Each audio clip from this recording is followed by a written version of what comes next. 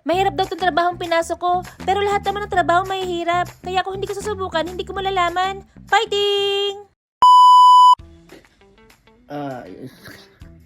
Ang sakit sa mata. Ohay gozaimasu. Good morning, kawaii people. Start na po yung work ko ngayon sa bago kong trabaho. Magmamadali na ako. Ayusin ko muna yung mga gamit ng bata papunta sa school. Mama mo dyan sa ikaw ka lang eh. Iyo, oste. Mana ka, oste. Sumabay pa naman. Kuko ka!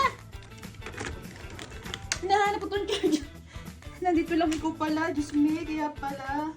Ikaw nga lang inaasahan ko eh. Oy, shut up! Tanong mo na eh. Gambarimas. Nandito yung sundo natin. Ikimasu. Kinakabaduhan po ako pero kaya. Fighting. Let's go! Hi gozaimasu. Ko. At syempre, first day, attend ang meeting. Need magdikosyo kahit kinakabaduhan. Tapos nga ng meeting, binigay na po sa akin itong laptop, ang cellphone. May pa-cellphone talaga. Na-stress lang ako sa mga tumatawag sa cellphone ko. 2 cellphone pa. Ay, giyatay. At syempre, may pa-card sila with ET card yan ha. Linis ko pala muna para syempre maging malinis at para maging komportable ang mga pasahero isasakay natin. Syempre, hindi lang basta tanto siya ang trabaho natin dito. Drivers with lovers din tayo. Aba naman. Lunch time! Saan pala yung trabaho nila, no?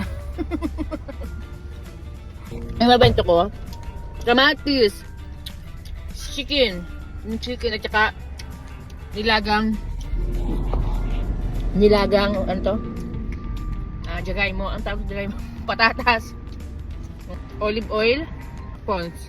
Dahil first day, ang bilis ng oras, ang bilis na tapos ng trabaho ko. Bago po ako umuwi, namalengke muna ako. Kasi magdanabi po ako ngayong gabi. Pagod.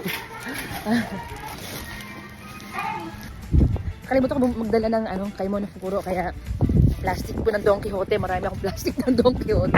Ayun ang ginagawa kong mga pagkakaimon kaysa na maitapos, sayang, diba? Pag uwi ko po sa bahay, magluluto ako ng nabe. Magdanabi po kami ngayon. Panskare. Ayan, hugas muna tayo ng plato kasi alam niyo naman, pag sila ang actually, wala po ngayon pasok yung school. Regardless tayo.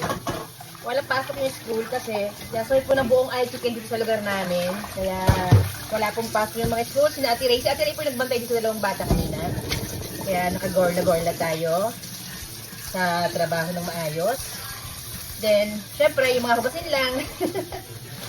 Alam mo, mga maliliit na bata. Sabi ko, pag may mga hugasin, lagyan na lang nila kung na maghugas niya pagka-uwi ng bahay. Kaya, yan, marami tayong hugasin ngayon. Then, magluluto po tayo ngayon ng nabe. Tignan mo. Maglanabi tayo, dito ko sa lulutuin. Kapag maghugas po ako ng pinggan, papalambutin ko na muna itong bituka ng baboy ba ito? Ito, bituka po ng baboy. Papalambutin ko to at gusto ko itong ilagay sa nabe. Kaya ilagay natin siya dito.